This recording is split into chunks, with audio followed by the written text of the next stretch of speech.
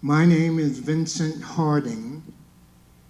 I've been here in Denver for more than 30 years now, but I'm a child of Harlem, New York, where I grew up. But I love both places. And as, I don't know if I should speak for Shelley, but as what I believe to be the oldest person on this panel, I want to take the privilege of not answering questions, but asking questions. Number one, where do we go from here? Who is we?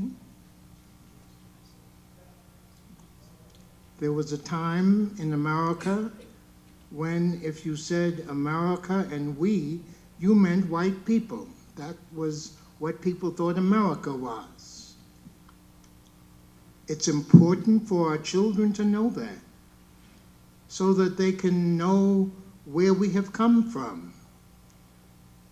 Now, we have a wonderful opportunity to create a new we. Is it just black people that we saw on the screen? Many of whom, by the way, are my friends. Is it just straight people? Is it just Christian people? Is it just religious people? Who are we in America today? Just the people that live in my neighborhood? Just the people who are in my class economically? I'd like us to ask and play with that question some before we leave tonight. Who is we? Secondly, what I'd also like to ask is, where is here? Where are we? We say, where do we go from here? What is here? Where have we come to? Brother Editor was getting into that some. How do you see us now, considering the fact that 150 years ago, slavery was alive and well in America, as America claimed to be a democracy? 150 years ago, slavery was very real in our country. The destruction of the native population was going on with great energy in our country. Where is here now?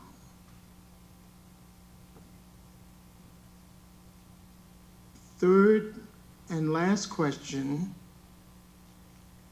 that I would love to hear your thoughts on: where do we want to go from here? Where is it that we would like our country to go and to become? If I catch up with my mayor before the night's over, I'll ask him whether our real task is to recapture something about America or to create something that has never been. I want to ask that question. Where do we really want to go? I personally want to go to a place where those children will grow up experiencing every kind of child in the world that they can possibly experience in their neighborhood, in their classroom, every place. I want these children to discover the world and to recognize that they are a magnificent part of the world. How do we do that? What do we create? What do we have to give up? Can we have drones, and beautiful children going to beautiful schools? Beautiful human beings living in beautiful, healthy houses? Where do we want to go? Do we want just a repetition of what we've had? Or do we want something better that will bring us to our best possibilities?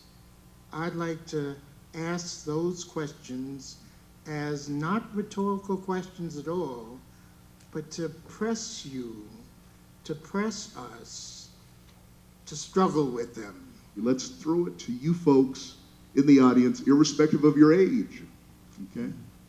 What is a possible response to any of the questions that Dr. Harding has raised? And they're very important questions.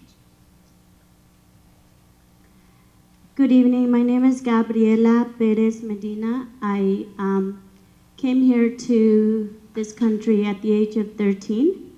I come from a state of Puebla, which is about an hour and a half from Mexico City.